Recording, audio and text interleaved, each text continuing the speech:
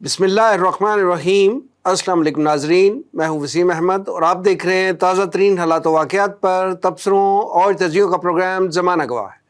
ناظرین، امریکہ، اسرائیل اور ایران کے درمیان جنگ کے خاتمے اور خطے میں دیر پا امن کے قیام کے لیے ایک دفعہ پھر اسلام آباد میں مذاکرات منعقد ہو رہے ہیں۔ حالیہ دنوں میں ہونے والی یہ بہت بڑی پیش رفت ہے جو نہ صرف خطے بلکہ پوری دنیا کے لیے غیر معمولی اہمیت رکھتی ہے۔ سوال یہ ہے کہ 47 سال بعد پاکستان کی میزبانی میں ہونے والے امریکہ اور ایران کے براہ راست مذاکرات واقعی کسی مثبت نتیجے تک پہنچ سکیں گے، اور اس مذاکراتی عمل کے آخر میں کوئی بریک تھرو دیکھنے کو ملے گا، یا یہ صرف ایک سفارتی عمل کا تسلسل ہے؟ پاکستان کے لیے ان مذاکرات کی میزبانی ایک اہم سفارتی موقع کے ساتھ ایک بہت بڑا امتحان بھی ہے۔ اگر پاکستان اس حساس ترین ذمہ داری کو احسن طریقے سے نبھاتا ہے تو امن کے نوبل پرائز کا اصل حقدار پاکستان ہوگا۔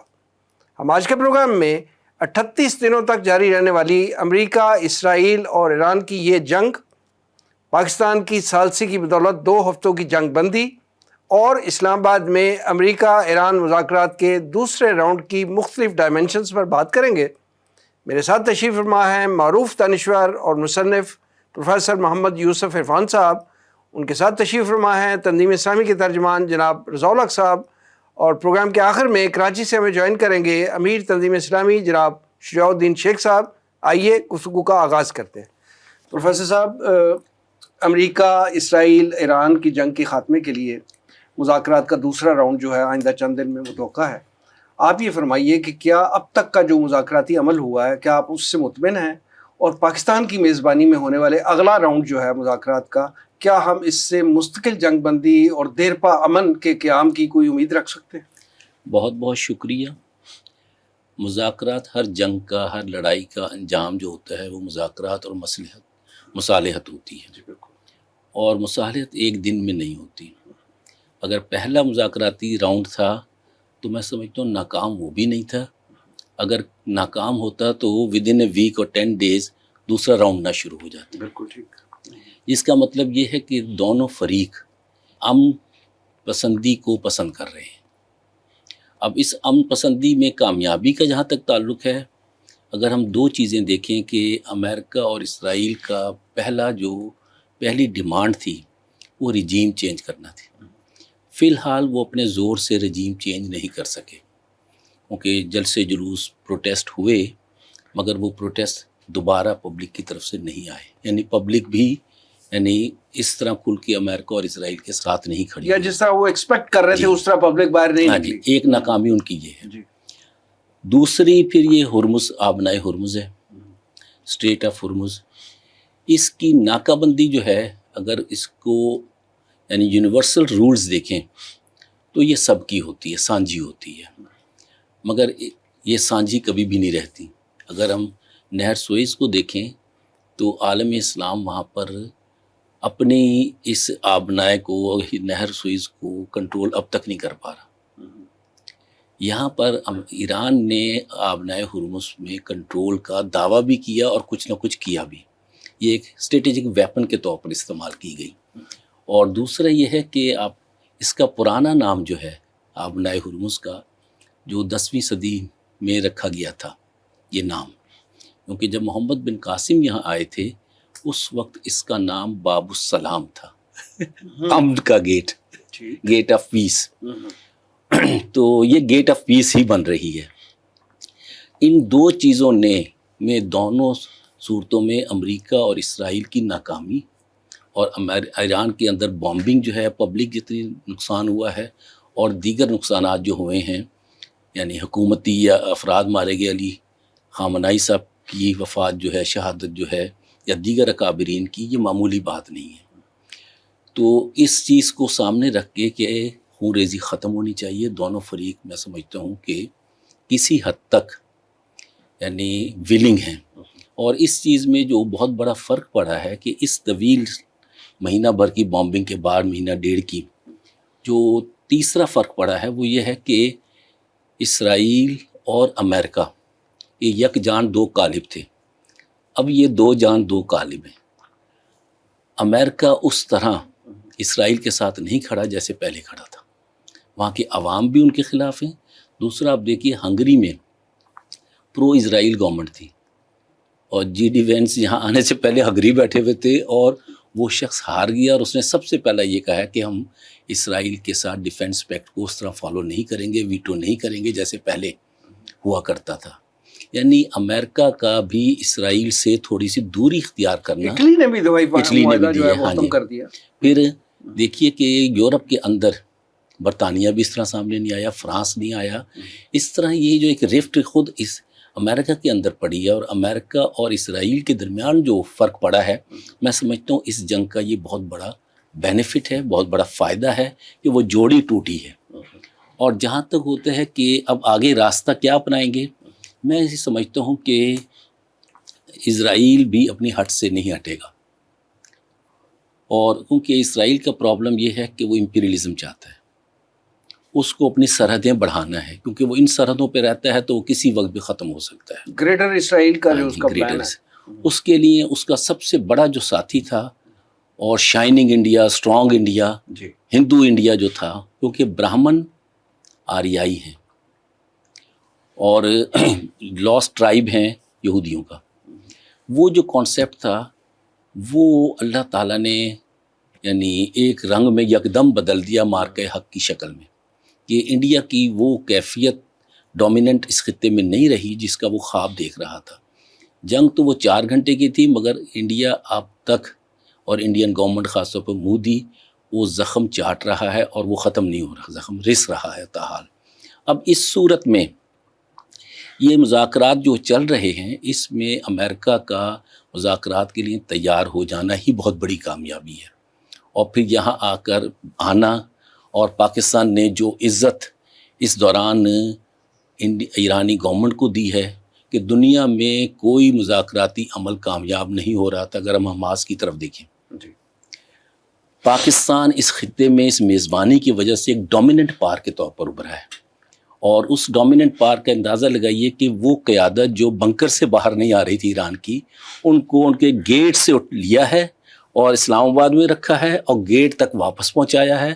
اور اس گلف میں فضا میں فقط پاکستانی جہاز گھوم رہے تھے، اسرائیل پر نہیں مار سکا. یہ اسرائیل کی بھی بے بسی ہے. اور سیکیورٹی کا فول پروف انتظام تو اپنی جگہ ہے. 47 سال کے بعد 2 متحارب گروپوں کو آپس میں ایک ٹیبل پہ بٹھا دینا، یہ بھی بہت بڑی بات ہے. دوسرا میں سمجھتا ہوں کہ یکدم اس میں کامیابی، میں سمجھتا ہوں اگر اس بار بھی کسی نتیجے پر نہیں پہنچتے تو وہ بھی ناکامی نہیں ہوگی. دوسرا یہ ہے کہ ریجیم چینج کرنے کا جو مجھے ایک چھوٹا سا محسوس ہوتا ہے کہ اس میں اسرائیل اور امریکہ نے ایک بات یہ طے کی کہ زبردستی ریجیم چینج نہیں ہوگی. ایران کے اندر حکومتی معاملات میں بھی رفٹ پائی جاتی ہے. پاسداران کا علیحدہ موقف ہے، پارلیمان کا علیحدہ موقف ہے، جبکہ پارلیمان میں اسپیکر جو ہیں وہ پاسداران کی نمائندگی کرتے ہیں. اور جب وہ یہاں آئے تھے تو ان کو بے اختیار کر دیا گیا تھا، وہ ہر بات پوچھا کرتے تھے. جہاں تک اس امر کا تعلق ہے کہ یہ مذاکرات کامیاب ہوں گے یا نہیں، میں اس حوالے سے پر امید ہوں. اور اس بار اس کی کوشش بھی ہے، ان لوگوں کی پہلے بھی تھی کہ مذاکراتی ٹیبل پر لانا ہی بہت بڑی کامیابی تھی. اور اس سے پہلے بہت کام ہوتا ہے. بینیتھ دی ٹیبل جسے کہتے ہیں وہ تو نیگیٹیولی استعمال ہوتا ہے، یہ اراؤنڈ دی ٹیبل بہت کام ہوا ہے. اور یہی سبب ہے کہ دونوں کو یہ ثالثی کا مطلب یہ تھا کہ ان کی بات آگے پہنچانا، ان کی بات آگے، اور جو معاملات تھے تنازع کا سبب تھے ان میں ثالثی کر کے اکٹھا بٹھانا، یہ بہت بڑی بات ہے. اور مذاکراتی عمل سے پہلے جو کام ہیں وہ بہت زیادہ ہیں اور وہ آپ دیکھ رہے ہیں کہ دونوں طرف چل رہے ہیں. امریکہ کے معاملات بھی چل رہے ہیں، انہوں نے بھی ناکامی کا نہیں کہا، ایران نے بھی ناکامی کا نہیں کہا، اور پاکستان نے تو ناکامی کا اظہار کرنا بھی پسند ہی کیا. یہ بہت بڑی بات. دوسرا میں سمجھتا ہوں کہ یہ ایک نیا فیز اس خطے میں آئے گا. اور آیا اس خطے سے فیز سے ریجیم چینج کا تعلق اب بھی ہے یا نہیں؟ امریکہ کو، اسرائیل کو پتہ لگ گیا کہ دھونس دھاندلی سے ہم چینج نہیں کر سکتے. اور اس میں بہت بڑا سبب پاکستان کا جس طرح ایران کے ساتھ یعنی غیر مشروط طور پر کھڑا ہونا ہے، یہ بہت بڑی کامیابی ہے. اور پاکستان کے کھڑے ہونے کے باعث چائنا بھی جس طرح بھرپور انداز میں کھڑا ہے، یہ بہت بڑی ایران کی بھی کامیابی ہے، پاکستان کی بھی کامیابی ہے. یہ وہ مسائل ہیں جس کی وجہ سے یہ پالیسی بدلی اور مذاکراتی عمل میں آئے. مگر مجھے جو خدشہ محسوس ہوتا ہے وہ یہ ہے کہ ایران کے اندر جو رفٹ ہے پارلیمان کی اور پاسداران کی، اس کا فائدہ اٹھایا جا سکتا ہے. اور پارلیمان کے ذریعے اگر چینج لائی گئی تو وہ تھوڑی سی کمفرٹیبل اور پیسفل ہوگی. لیکن سر اگر یہ اس وقت جنگ کا خاتمہ ہوتا ہے تو میرا نہیں خیال کہ اب وہ امریکن لابی جو ہے یا امریکن انفلوئنسر جو ہیں وہ اس حد تک ایران میں پینیٹریٹ کریں کہ وہ ان لوگوں کو اٹھا سکیں, ان کو ابھار سکیں یا ان کی فیور کر سکیں جس طرح وہ چاہ رہے ہیں. میرا نہیں خیال کہ اس کے ریزلٹس اس طرح ہیں. آپ کی بات بالکل بجا, مگر یہ ہے کہ ایران کا جو اب تک سب سے بڑا المیہ جو محسوس ہوتا ہے حماشیہ, وہ یہ ہے کہ ان کے اندر صفیں اب بھی صاف نہیں ہیں. سیکنڈ جو محسوس ہوتا ہے کہ ان کا ٹارگٹ اسرائیل ہے, امریکہ ہے یا عرب ممالک ہیں, خاص طور پہ سعودی عرب. جتنے وہ بم اسرائیل پہ اگر گرا دیتے اتنے میزل, تو میرا خیال ہے اسرائیل کب کا ڈھیر ہو چکا ہوتا. تو اس لیے ان کے اندر بھی یعنی ٹارگٹ ڈویژن بھی موجود ہے. یہ وہ چیزیں ہیں جس سے دشمن فائدہ اٹھا سکتا ہے, مگر کامیابی جو ہے وہ مذاکرات ہی کی ہے.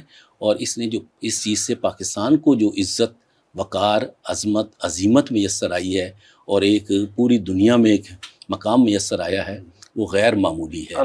اور ایران کی طرف سارے رستے پاکستان سے جاتے ہیں, یہ بہت بڑی بات ہے.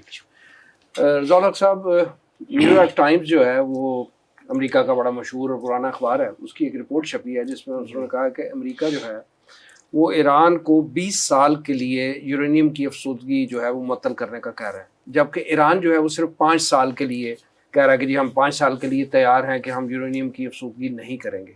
آپ کیا سمجھتے ہیں کہ اس وجہ سے ان دونوں کے مذاکرات جو ہیں وہ کسی حتمی نتیجے پہ نہیں پہنچ رہے, یعنی اس رپورٹ میں کس حد تک صداقت ہے؟ بسم اللہ الرحمن الرحیم. وسیم صاحب, میں 2-3 چیزوں کے اوپر تبصرہ کروں گا. جی.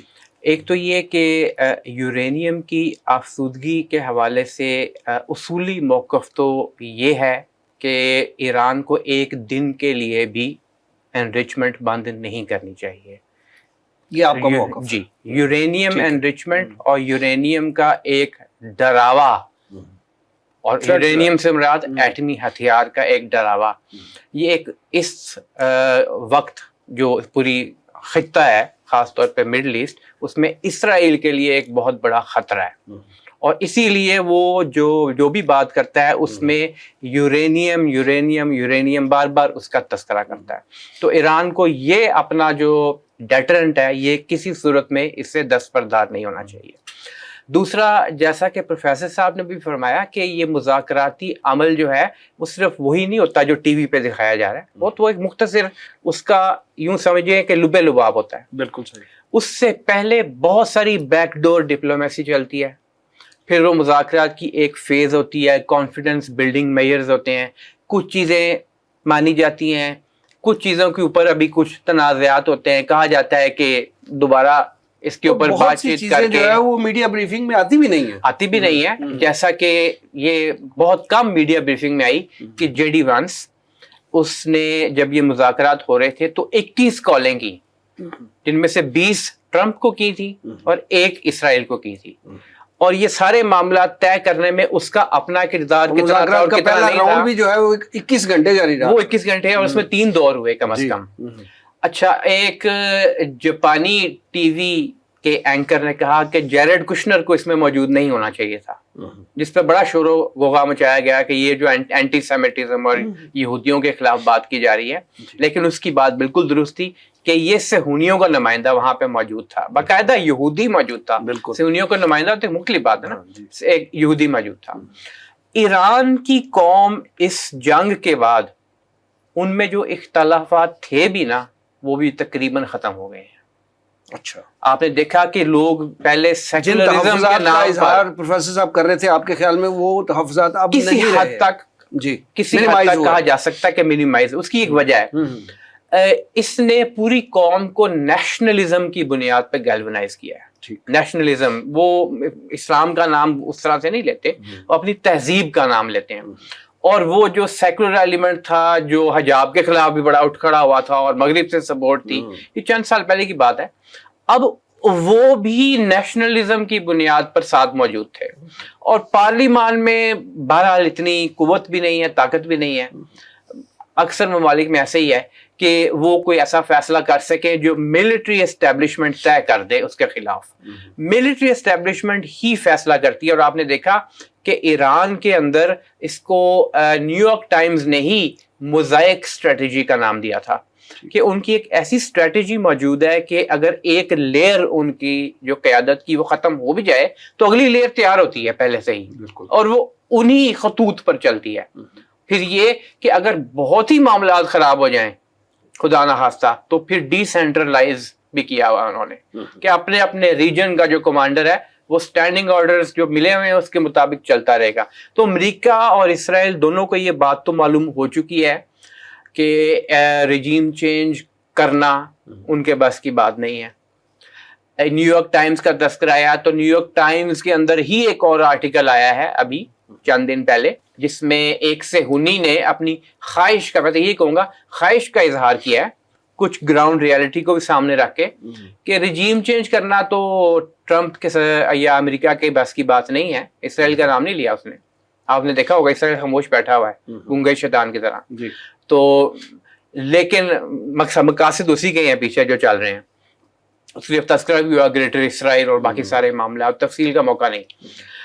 لیکن وہ نیو یارک ٹائمز کا جو وہاں لکھاری ہے وہ یہ کہتا ہے کہ رجیم چینج تو شاید ممکن نہیں ہے لیکن یہ ہو سکتا ہے کہ وہاں کے عوام کو ایسے ابھار دیا جائے کہ وہ خود رجیم کو ختم کریں اور اپنی رجیم. بھائی یہ کام آپ پہلے بھی کر کے دیکھ چکے ہیں، یہ نہیں ہوگا. وشفل تھنکنگ ہے. ایون اسٹریٹ آف ہرمز کے اوپر جو ان کا کہنا ہے وہ بڑکے ہیں، وہ صرف باتیں ہیں زیادہ، اس کے اندر کوئی حقیقت نہیں ہے. ٹھیک.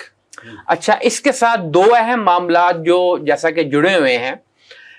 یہ مذاکرات میرے نزدیک اگر امریکہ اسٹریٹ آف ہرمز کو کسی درجے میں کنٹرول کرنے پر، وہاں کی تجارت کو اور اس کے اوپر حاوی ہونے میں کامیاب ہو جاتا ہے تو پھر تو وہ سیریسلی نہیں لے گا مذاکرات کو. لیکن ایسا ہوتا دکھائی نہیں دے رہا. تو اس لیے آئندہ مذاکرات کا جو دور ہے اس میں امریکہ کو بہت سنجیدہ ہونا پڑے گا اور بہت ساری باتیں ماننی پڑیں گی. آخری بات کرتا ہوں، IAEA کے چیف نے یہ بات کہی ہے کہ یہ 5 سال تک افسودگی نہ کرنا یا 20 سال تک افسودگی نہ کرنا، اس سے ہمارا کوئی لینا دینا نہیں ہے. یہ ایک بس سیاسی ڈیسیژن ہے جو لیا جائے گا.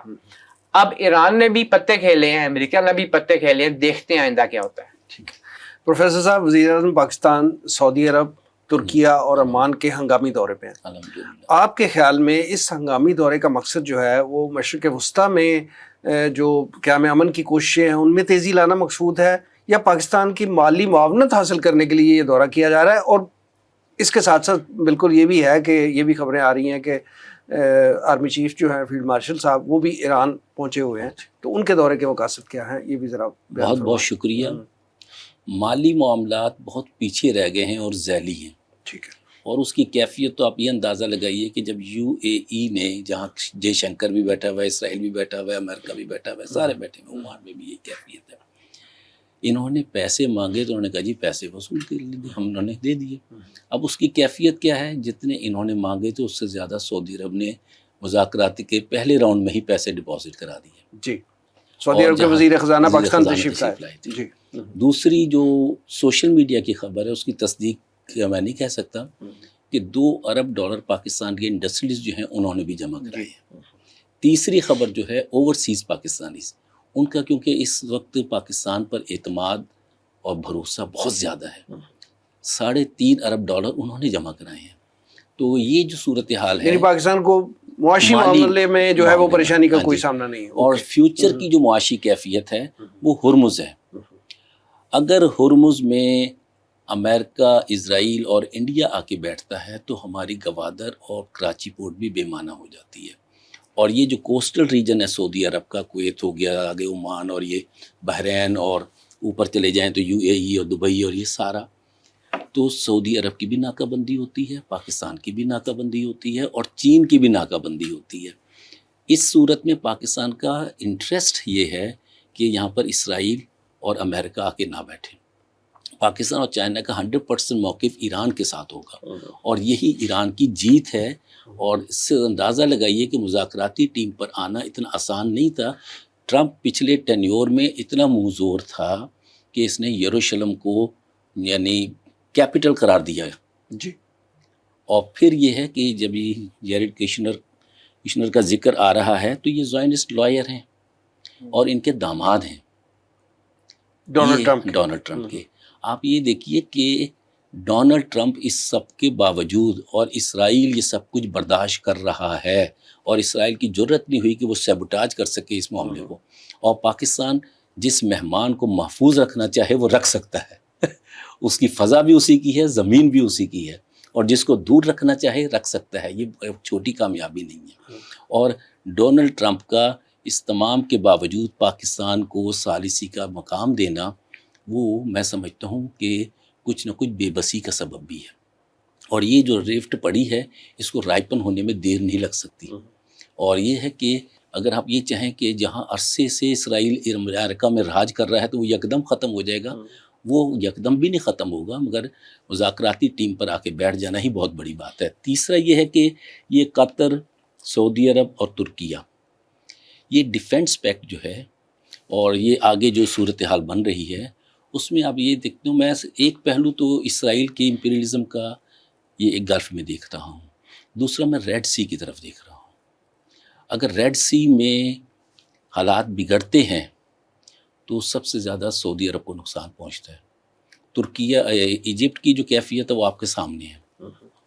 ایجپٹ میں وہ جنرل اسیسی کو لا کے بٹھایا ہوا انہوں نے. عمر بشیر سوڈان کے جو تھے وہ پرو حماس تھے, پرو اینٹی اسرائیل تھے. انہوں نے اس سوڈان کو بائیفرکیٹ کر دیا اور یو اے اس کا سپورٹر تھا. یو اے کی خود اپنی ٹانگیں کچی ہو گئی, ٹوٹ گئی ہیں. پھر صومالی لینڈ تھا, پھر نیچے حوثیوں کی ایک پاکٹ تھی ایران کی, وہ بھی پہلے جیسی نہیں رہی. اب تیسری جو صورتحال ہے کہ اس خطے میں بہت زیادہ اہم شخصیات کون ہیں. سعودی عرب نے جس طرح پاکستان سے ڈیفنس پیکٹ کیا, اور ہماری کیونکہ حرمین شریفین کے حوالے سے لائلٹی جو ہے وہ غیر مشروط ہے, ہر مسلمان کا دل وہیں دھڑکتا ہے, اور وہ جب تحفظ میں سیر آیا تو اس گورنمنٹ کے ذریعے وہاں پہ قیام استحکام بھی ہونا چاہیے. اور جہاں تک میری معلومات ہے آج سے 20-25 دن پہلے ایک اٹیمپٹ جو ہے ایم بی ایس کے خلاف ہو چکی ہے, جس کو حشب کیا گیا ہے میڈیا میں. کس حوالے سے؟ لائف تھریٹ سب کو ہے, لائف تھریٹ یہاں پہ سب کو ہے, ہمارے حکمرانوں کو بھی ہے, سب کو ہے. تو یہ جو اس وقت سعودی عرب میں بھی امن کا رہنا ان مذاکرات کی کامیابی ہے, اور یہ پاکستان ہی کا کمال ہے کہ اس نے ایران اور عرب ان دونوں کو متحد, منظم اور یکجان کر دیا. وگرنہ آپ دیکھیے کہ اس جنگ سے جو دو بڑے خطرات تھے, پہلا خطرہ تھا کہ عرب و عجم کی لڑائی شروع ہونے کا خطرہ تھا. تو عرب عصبیت بھی جاگ سکتے تھی جیسے کہ ایرانی عصبیت ہے قبل اسلام کی. دوسرا یہ تھا کہ جو دوسرا بہت خطرناک ہتھیار تھا وہ شیعہ سنی فساد کا تھا. اور ان دونوں چیزوں میں میں سمجھتا ہوں کہ پاکستان کی جو مصالحتی کوشش ہے وہ حاوی رہی ہے اور کامیاب رہی ہے. یہ سب چیزیں بھی اس مذاکراتی عمل کو کامیابی کی طرف لے جاتے ہیں. اور سیکنڈ راؤنڈ کا مطلب امریکہ بھی کچھ مزید چھوڑنے کے لیے تیار ہے, ایران بھی چھوڑنے کو تیار ہے, اور ثالث دونوں کا معتمد ہے. ٹھیک ہے رضا الحق صاحب, یہ بات بڑی کرسٹل کلیئر ہے کہ امریکہ کے ایران پر حملے کے پیچھے جو ہے نا وہ اسرائیل ہے. اور سوال یہ ہے کہ خطے کا دوسرا کوئی ملک جو ہے, خاص طور پہ عالم عرب کے ممالک جو ہیں, وہ اسرائیل کے خلاف کو بیان دینے کی بھی ہمت نہیں کر رہے. آپ کے خیال میں اس کی کیا وجہ ہے؟ جی, ایک تو یہ کہ مذاکرات کے عمل میں کوئی سیٹ بیک ہونا یہ ایک قدرتی بات ہے. اس میں کسی کا دبنا یا کم ہونا یہ اس میں کوئی حقیقت نہیں ہوتی. ایک ملک یا کوئی بھی ملک ثالث کا کردار ادا کر رہا ہے تو ظاہری بات ہے کہ جو دو فریقین ہیں جن کے درمیان وہ ثالثی کرا رہا ہے ان کے اپنے اپنے مفادات ہیں. وہ کئی مرتبہ اپنے مفاد کے مطابق دوسرے کی بات مانیں گے, کئی مرتبہ نہیں مانیں گے. تو جو ثالثی کروانے والا ہے اس کی مورل ہائی گراؤنڈ ہوتی ہے, اس کو قبول کرنا چاہیے. یہ اللہ تعالیٰ کی طرف سے ہے, اس میں کسی ملک کا یا اگر لوگوں کے درمیان ہو تو انسانوں کا کوئی عمل دخل اس طرح سے نہیں ہوتا. پہلی بات تو یہ ہے. دوسرا یہ دیکھیے کہ لبنان کے اندر اسرائیل کی انتہائی وحشیانہ بمباری ابھی تک جاری ہے.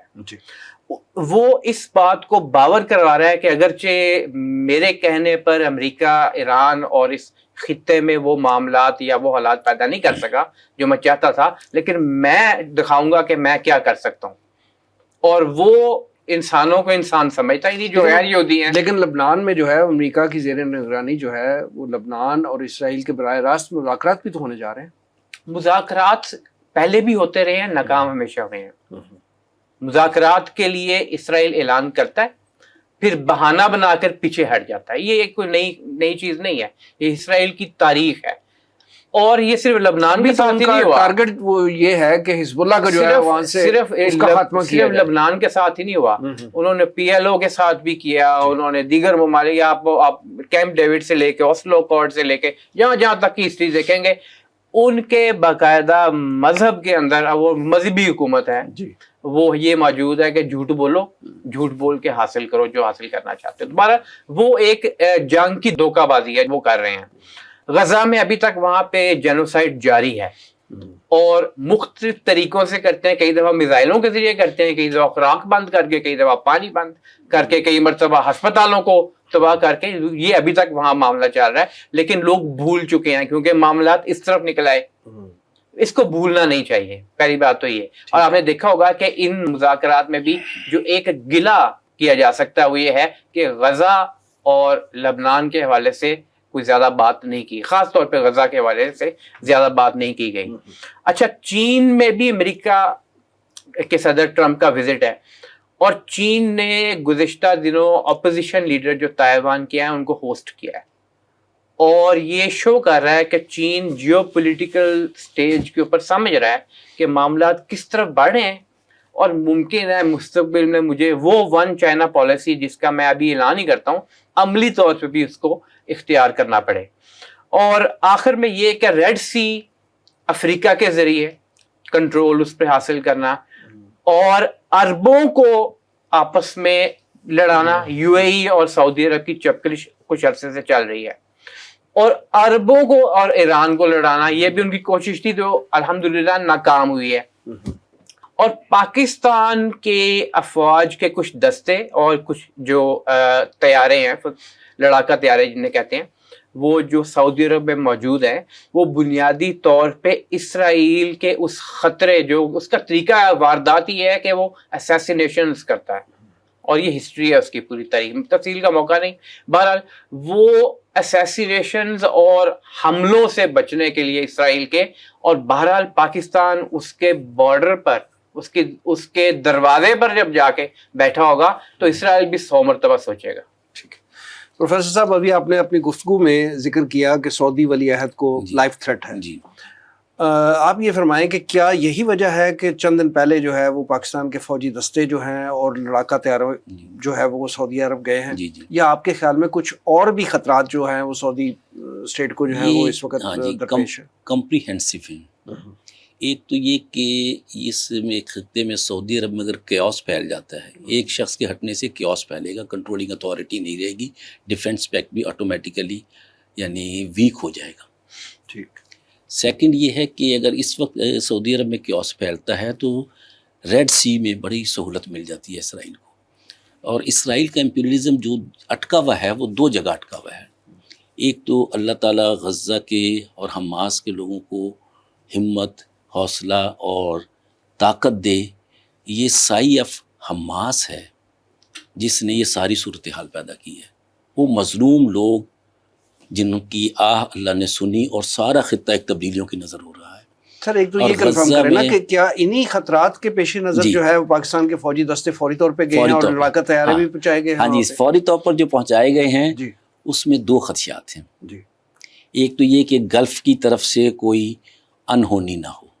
یو اے ای موجود ہے، یو اے ای میں جے شنکر بھی بیٹھا ہوا ہے اور اسرائیل بھی بیٹھا ہوا ہے، ایک سبب. دوسرا یہ ہے کہ اسرائیل کسی وقت بھی سعودی عرب میں بھی حملہ کر سکتا ہے، اس کا تدارک کرنا بھی مقصود ہے. یو اے ای تو جو ہے نا پچھلے دنوں نریندر مودی جب وہاں پہ گئے تھے اسرائیل، تو انہوں نے کہا تھا جی کہ اسرائیل جو ہے وہ فادر لینڈ ہے اور انڈیا جو ہے مدر لینڈ ہے، اور یو اے ای آج کل جو ہے وہ نانی کا گھر بنا ہوا ہے. ایک بہت بڑا سبب یہ بھی ہے، اور اسی سبب میں دیکھیے کہ اسی سارے خطے میں پاکستان کے جہاز اٹھتے رہے ہیں. اور تیسرا سبب یہ ہے کہ سعودی عرب میں پاک آرمی کا جانا اور ایئر فورس کے دو بیسز دے دینا جو نیئرسٹ ٹو اسرائیل ہیں. ایک تو ڈارمنٹن کا ایئر بیس تھا تبوک کے قریب، وہ پاکستان کے حوالے کیا گیا. ایک گلف ریڈ سی کے مڈ میں کیا گیا. یہاں جو ایئر بیس بننے کا مطلب یہ ہے کہ اسرائیل کی ناکہ بندی ہوتی ہے. اور تیسرا یہ ہے کہ ہرمز کے معاملے میں میں سمجھتا ہوں نہ چائنا تسلیم کرے گا امریکہ اسرائیل کا رول، نہ پاکستان کرے گا، نہ ایران کرے گا، کیونکہ یہ اگر قابو آ جاتا ہے ان کے تو سی پیک جو ہے وہ ہمارا پہلے ہی بھتوں میں گزر جائے گا. اور ہمارا گلگت بلتستان میں بھی بھتہ خوری کا سلسلہ آپ کے سامنے ہے، اس کا میں ذکر تفصیل سے نہیں کروں گا کہ اگر وہیں سے چائنا کی پروڈکٹ جو ہے ٹیکس دیتی جب مارکیٹ میں آئے گی تو اس کی پرائس اتنی زیادہ ہوگی کہ وہ کمپیٹ نہیں کر سکتا.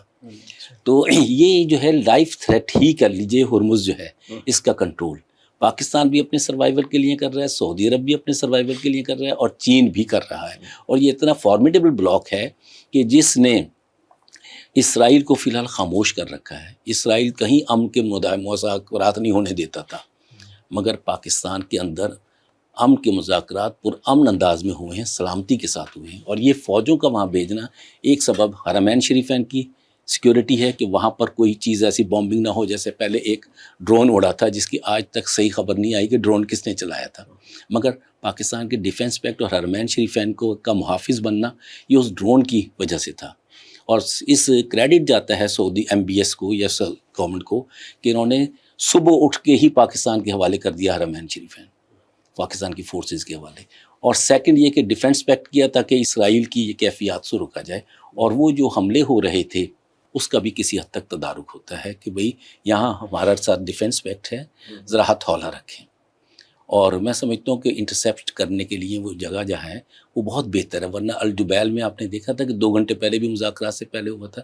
اور ایٹامک تھریٹ کا جہاں تک تعلق ہے، پاکستان کا، چائنا کا، ایران کے ساتھ کھڑا ہونا، Iran it self has become a nuclear threat for the enemy, کیونکہ ان 2 نیوکلیئر پاور کا کھڑا ہونا. اور آپ کو یاد ہوگا کہ ٹرمپ کو اس نیگوشیشن ٹیبل پہ لانے کا ایک مقصد یہ بھی تھا، جب ٹرمپ نے کہا تھا کہ ہم ایرانین سویلائزیشن کو مکمل ختم کر دیں گے، ہم ایٹامک ویپنز استعمال کریں گے. ہیروشیما ناگاساکی تو اب تک ہے وہ چارے پروٹیکٹوریٹ اسٹیٹ ہیں، وہ جتنے خوش ہوں گے امریکہ کی پٹائی پہ وہ ہم تصور نہیں کر سکتے. تو یہ جو کیفیت تھی کہ چائنا اور پاکستان نے باقاعدہ تھریٹ کی تھی کہ اگر نیوکلیر ویپن استعمال ہوا اس خطے میں تو اسرائیل کے لیے ہم پوچھیں گے نہیں. تو نیوکلیر ویپن کے نیوکلیر تھریٹ کے درمیان ہی یہ سارے مذاکرات ہو رہے ہیں. اور میں سمجھتا ہوں کہ کسی نہ کسی بہتر نتیجے ہی پر ختم ہوں انشاءاللہ. ضیاء صاحب، امریکہ جو ہے اس کا کہنا یہ ہے کہ اب نائے ہرمز جو ہے اس کی ہم نے ناکہ بندی کر رکھی ہے، یعنی وہ ایک طرح سے ہمارے کنٹرول میں ہے.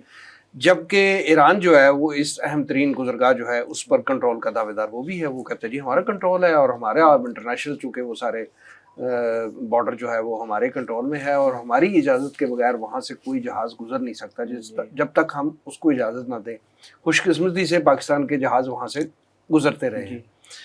آپ یہ بتائیں کہ سپلائی چین میں رکاوٹ کی وجہ سے جو وہاں پہ جہازوں کی انہوں نے روکا ہوا ہے ان کو، پوری دنیا کی معیشتیں جو ہیں وہ اس وقت لڑکھڑا گئی ہیں اس وجہ سے. اور پوری دنیا میں ایک مہنگائی کا جو ایک ریلا ہے، معیشت جو ہے وہ ہر ایک کی ہل کے رہ گئی ہے.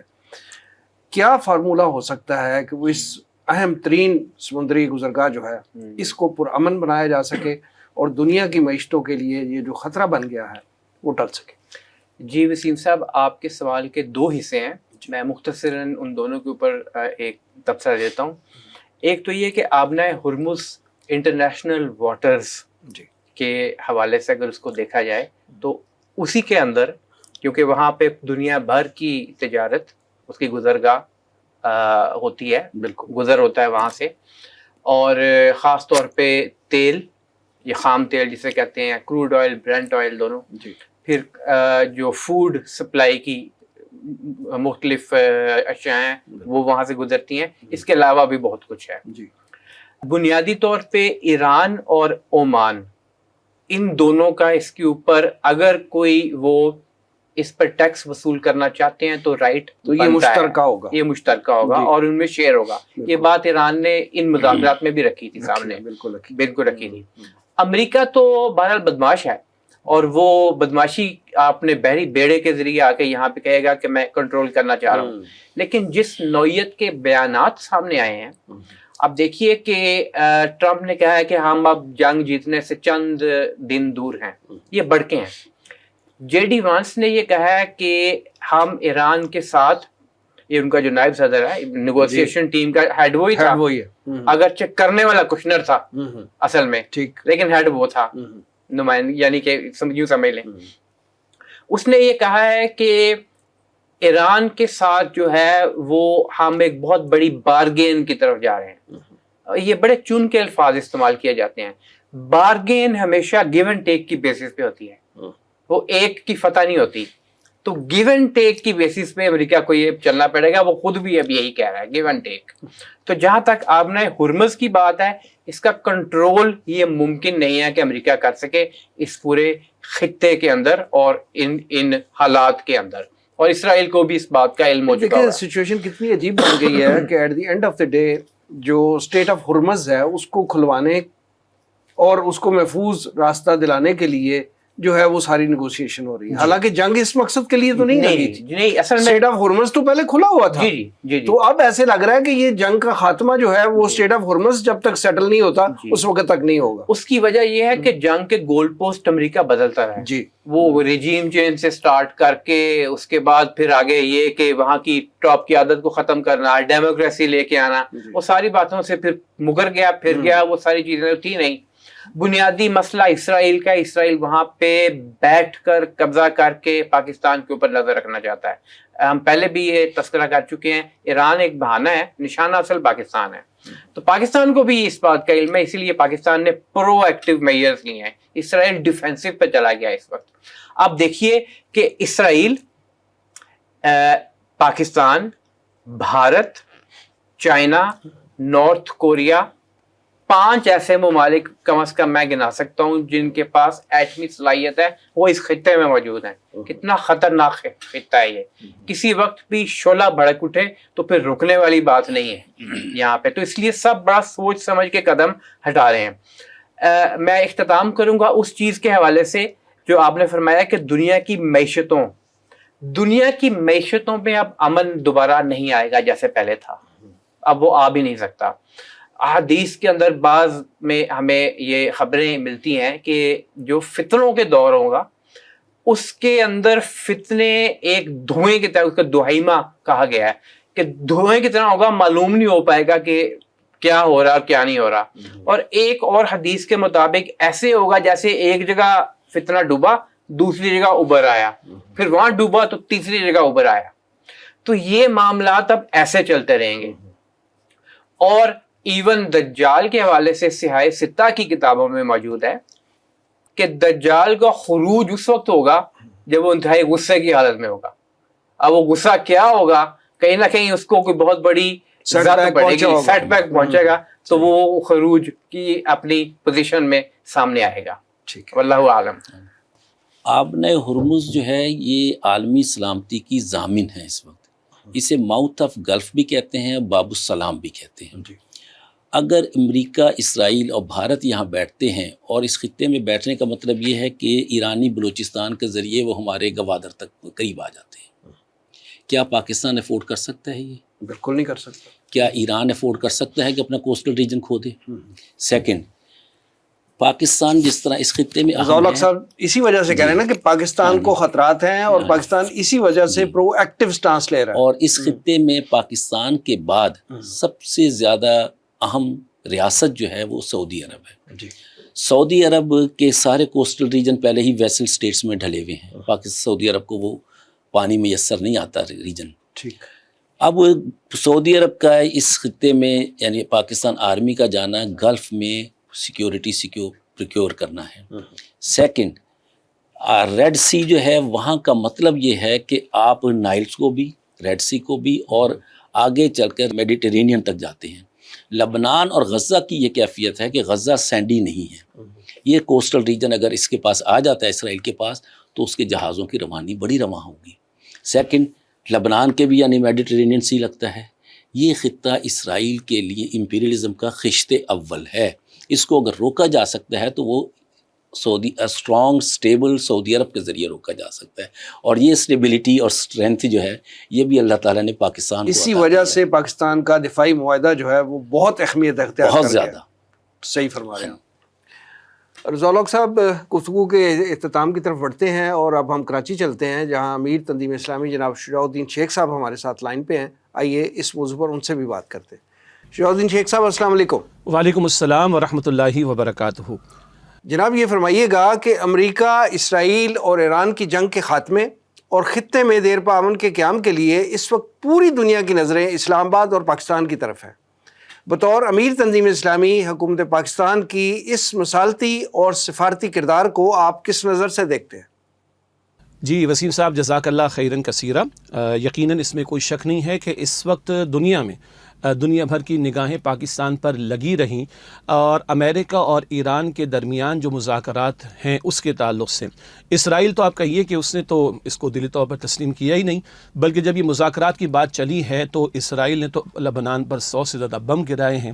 یعنی وہ جو صہیونیت کا پورا ایک منصوبہ ہے وہ تو مستقل مزاجی کے ساتھ آگے بڑھ رہا ہے. بہرحال اس زمن میں پاکستان کو جو سعادت ملی، آپ اس کو ثالثی کا کردار کہہ لیں یا آپ اس کو کہیں کہ ایک سعادت کہہ لیں یا آپ اس کو کہیں کہ ایک سہولت کاری کہہ لیں کہ امریکہ اور ایران کے درمیان میں یہ مذاکرات کا معاملہ، گو کہ جو پہلا راؤنڈ مذاکرات کا ہوا وہ اس پر منتج ہوا کہ بات کوئی حتمی طور پر طے نہ ہو سکی. لیکن اب جو بات ہمارے سامنے آ رہی ہے، جو ٹرمپ کے بیانات ہمارے سامنے آئے، امریکہ کے وائس پریزیڈنٹ کے بیانات ہمارے سامنے آ رہے ہیں کہ مذاکرات کا اگلا دور بھی اور اس کے نتیجے میں کسی حتمی بات تک پہنچنے کا معاملہ. اس زمن میں بہرحال پاکستان کو اللہ تعالیٰ نے مقام عطا کیا اور ہماری دینی اعتبار سے بھی ذمہ داری بنتی ہے کہ مسلم ممالک کے درمیان میں ایک اتحاد کی فضا ہو اور امن اور سلامتی کا معاملہ ہو، باہم اتفاق کا معاملہ ہو. یہ تو ایک ہمارا دینی فریضہ ہے جس کو ہمیں ادا کرنے کی کوشش کرنی چاہیے. اور غور طلب بات یہ ہے، پاکستان کی عجیب صورتحال ہے